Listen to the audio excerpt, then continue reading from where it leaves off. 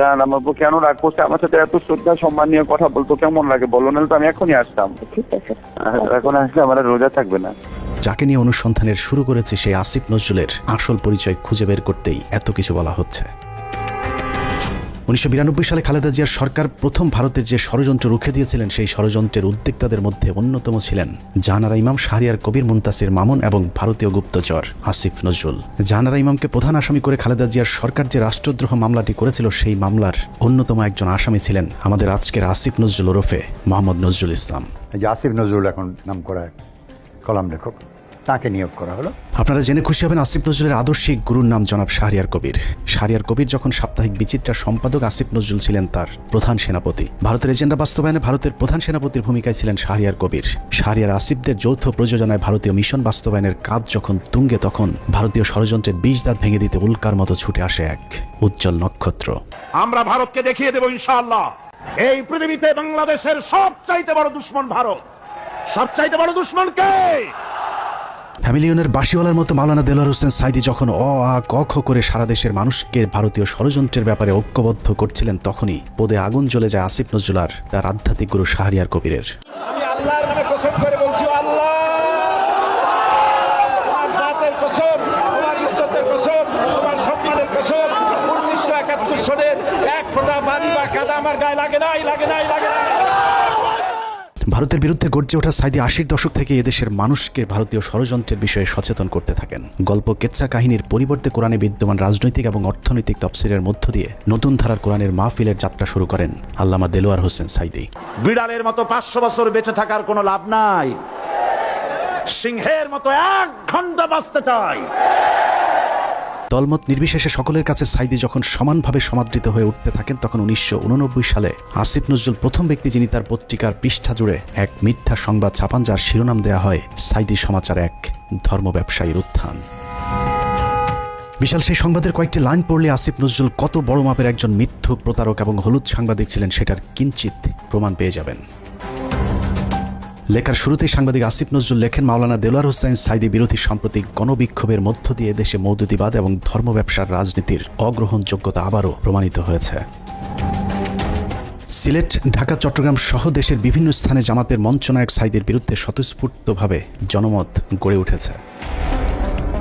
পিরোজপুরের এই মাওলানার জীবনে বিতর্কের সূচনা আগে থেকেই। শর্ষিনা মাদ্রাসায় 5ম ক্লাসের ছাত্র থাকাকালীন অবস্থায় জামাত রাজনীতি সংশ্লিষ্ট থাকার সন্দেহে তাকে মাদ্রাসা থেকে বের করে দেওয়া হয়। তারপর তিনি লেখেন, শর্ষিনা মাদ্রাসার পর তিনি খুলনা আলিয়া মাদ্রাসায় ভর্তি হন। সে মাদ্রাসা থেকে তিনি কামেল পাশ আদৌ করেছেন কিনা এ নিয়ে দেশের আলেম সমাজের প্রচুর সন্দেহ রয়েছে। দেশের শতাধিক আলেম এ বিষয়ে সত্যতা প্রমাণের জন্য সাঈদীর প্রতি একাধিকবার চ্যালেঞ্জ ছুড়ে দিলেও দেলোয়ার হোসেন সাঈদী নাকি কখনোই সেই চ্যালেঞ্জ গ্রহণ করেননি। সাঈদীর ইসলাম শিক্ষার পরিপূর্ণতা নিয়ে প্রশ্ন থাকলেও তার কণ্ঠ চটলতা এবং শ্রোতা আকর্ষণ ক্ষমতা বরাবরই দ্বিধাহীনভাবে স্বীকৃত। বিভিন্ন টকশোতে ব্যক্তিগত আক্রমণ করার বিরুদ্ধে সবক দেয়া আসিফ নজরুল তার সেই লেখায় দেলোয়ার হোসেন সাঈদীকে চরমভাবে ব্যক্তিগতভাবে আক্রমণ করেছিলেন। তিনি লিখেছেন, বিভিন্ন সূত্রের দেওয়া তথ্য অনুযায়ী স্বাধীনতা যুদ্ধের আগেই কণ্ঠ সম্পদকে অবলম্বন করে সাঈদী পিরোজপুরের গড়ের হাটে সুর করে আতর, তসবিহ, ধর্মীয় পুস্তক বিক্রি করে জীবিকা নির্বাহ করতেন। এরপর গুরুত্বপূর্ণ দুটি লাইন আছে, সেই লাইনগুলো আপনাদেরকে জানানোর আগে আসিফ নজরুল দেলোয়ার হোসেন সাঈদীকে নিয়ে সম্প্রতি একটি বক্তব্য দিয়েছেন, সেটা দেখে আসা যাক।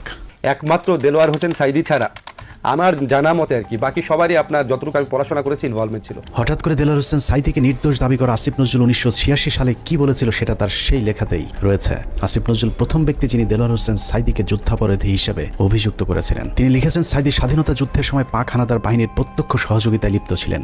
তিনি ধর্মের দোহাই দিয়ে গনিমতের মাল হিসাবে গড়েরহাট বন্দরের হিন্দু সম্প্রদায়ের বাড়িঘর লুট করেছেন এবং মদন নামে একজন হিন্দু ব্যবসায়ীর দোকান ঘর ভেঙে দিয়ে নিজের বাড়িতে নিয়ে গেছেন বলেও দাবি করেছেন আসিফ নজরুল। মুক্তিযুদ্ধের পর সাঈদী দীর্ঘ সময় পালিয়ে থাকেন এবং 10 বছর পর নাকি নিজ গ্রামে আসেন। পুরো লেখার শুরু থেকে শেষ পর্যন্ত পুরোটাই সাঈদী সম্পর্কে যা কিছু বলা হয়েছে সব ডাহা, মিথ্যা। আর এই হচ্ছে আসিফ নজরুলের সাংবাদিকতার নমুনা।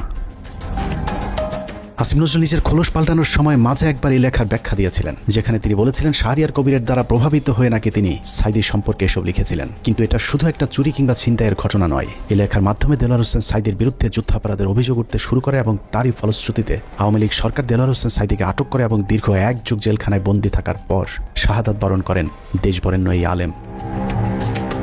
আসিফ নজরুলের এক লেখায় একজন নিষ্পাপ মানুষের জীবন কেড়ে নিয়েছে। অতএব দেলোয়ার হোসেন সাঈদীর হত্যাকাণ্ডের জন্য আসিফ নজরুল প্রত্যক্ষভাবে দায়ী।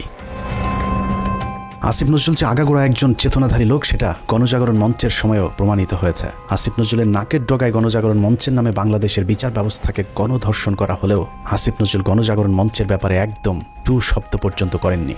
বস্তুত শাহবাগের গণজাগরণ মঞ্চ সেই আসিফ নজরুলদেরই ঘাতক দালাল নির্মূল কমিটির ফসল।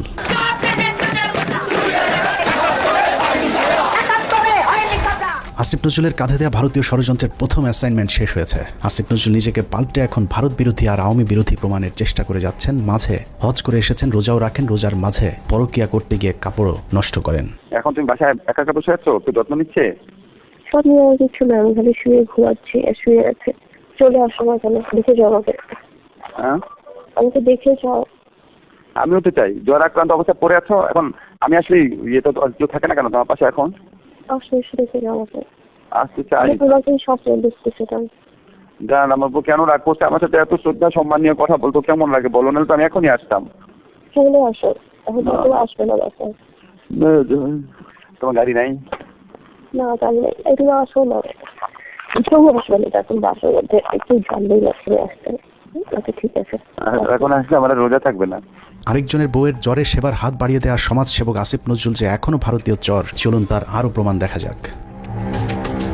রমনা বটমূল সারা দেশে সিরিজ বোমা হামলা, নারায়ণগঞ্জ গ্রেনেড হামলা থেকে শুরু করে বাংলাদেশে ভারতীয় গোয়েন্দা সংস্থার যে কটি বড় চক্রান্ত হয়েছে তার মধ্যে একটি 21শে আগস্ট গ্রেনেড হামলা। কতটা সূক্ষ্মভাবে 21শে আগস্টের ঘটনা ঘটিয়েছে তা নিয়ে আমাদের একটি অনুসন্ধান চলছে, যা কিছুদিনের মধ্যেই প্রকাশ করা হবে।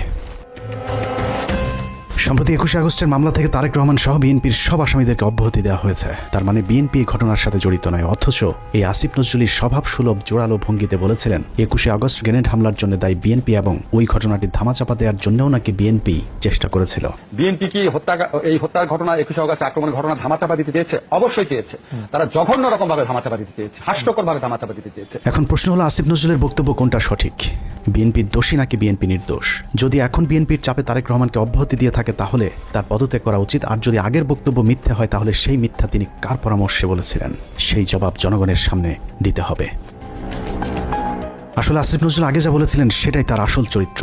এখন তিনি যা করছেন সেটা তার অভিনয়। উপরে উপরে নিজেকে আওয়ামী এবং ভারত বিরোধী প্রমাণের জন্য রক্ত গরম করার কথা বললেও আসিফ নজরুল আসলে একজন ভারতীয় চর, এবং তিনি যা কিছু করেন সবকিছু ভারতীয় থিঙ্ক ট্যাঙ্ক, ডেইলি স্টার এবং প্রথম আলোর অফিস থেকেই করানো হয়। অনেকেরই মনে হতে পারে আসিফ নজরুল আগে খারাপ থাকলেও এখন ভালো হয়ে গিয়েছেন, কিন্তু চলুন দেখা যাক আসিফ নজরুল আসলেই ভালো হয়েছেন কিনা। আমার জাস্ট বুকটা ভেঙে গেছে। এইভাবে মানুষ বিজয় উদযাপন করে।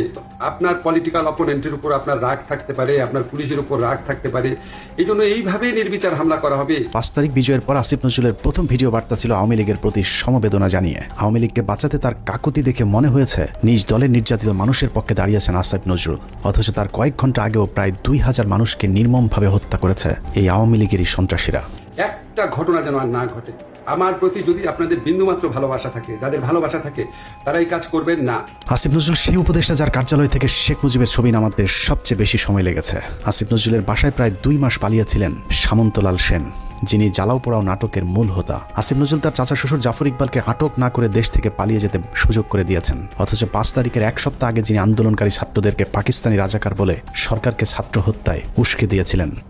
আসিফ নজরুল খুনের মামলার আসামি আনোয়ার হোসেন মঞ্জুকে পুলিশ আটক করার 1 ঘন্টার মাথায় ছেড়ে দিতে বাধ্য করেছিলেন। এই ঘটনায় আসিফ নজরুল তার এক সাংবাদিক বন্ধুর মাধ্যমে 5 কোটি টাকা নগদ ঘুষ নিয়েছিলেন। ঘটনাটি তদন্ত করলেই বেরিয়ে আসবে আসিফ নজরুলের তদবিরে আনোয়ার হোসেন মঞ্জু ছাড়া পেয়েছিলেন কিনা। অথচ মঞ্জুর ইত্তেফাক পত্রিকা গেল 15 বছর হাসিনার দালালি করেছে এবং আন্দোলনের সরাসরি ছাত্রদের বিরুদ্ধে অবস্থান নিয়েছিল ইত্তেফাক পত্রিকা। আসিফ নজরুল সেই উপদেষ্টা যার ইশারায় সাবের হোসেন চৌধুরী সহ একের পর এক আওয়ামী লীগের হত্যা মামলার আসামিরা জামিনে ছাড়া পাচ্ছেন। সূত্র জানিয়েছে প্রতিটি জামিনে আসিফ নজরুল মোটা অঙ্কের টাকা নিচ্ছেন। সবশেষ ঝিনাইদহের বিচারক জামিন দিতে না চাইলে তাকে ছুটিতে পাঠানোর ভয় দেখিয়ে ঝিনাইদহের আওয়ামী লীগের সাবেক এমপিকে জামিন দিতে বাধ্য করেন আসিফ নজরুল। ঝিনাইদহে নাশকতা ও হত্যা মামলায় গ্রেপ্তার আওয়ামী লীগের সাবেক 2 সংসদ সদস্যকে অন্তর্বর্তীকালীন জামিন দিয়েছে আদালত। আসিফ নজরুলের চাপে বিভিন্ন থানায় মামলা নিতে গড়িমসি করছে পুলিশ, কারণ আসিফ নজরুল গণহারে আসামিদের বিরুদ্ধে মামলা না দেওয়ার জন্য আওয়ামী লীগের পক্ষে দাঁড়িয়েছিলেন। তার দাবি শত শত মানুষের বিরুদ্ধে মামলা দেওয়া যাবে না। অথচ আন্দোলনের সময় আওয়ামী লীগের হাজার হাজার সন্ত্রাসীরা ছাত্র হত্যায় অংশ নিয়েছিল। অথচ আসিফ নজরুল গণহারে মামলার বিপক্ষে। ঢালাও মামলার একটা খুব মারাত্মক একটা প্রকোপ দেশে দেখা দিয়েছে, এটা আমাদেরকে অত্যন্ত বিব্রত করে। এরই মধ্যে যেসব হত্যা মামলা হয়েছে তার অধিকাংশ আসামিকে ধরার কোনো তৎপরতা নেই।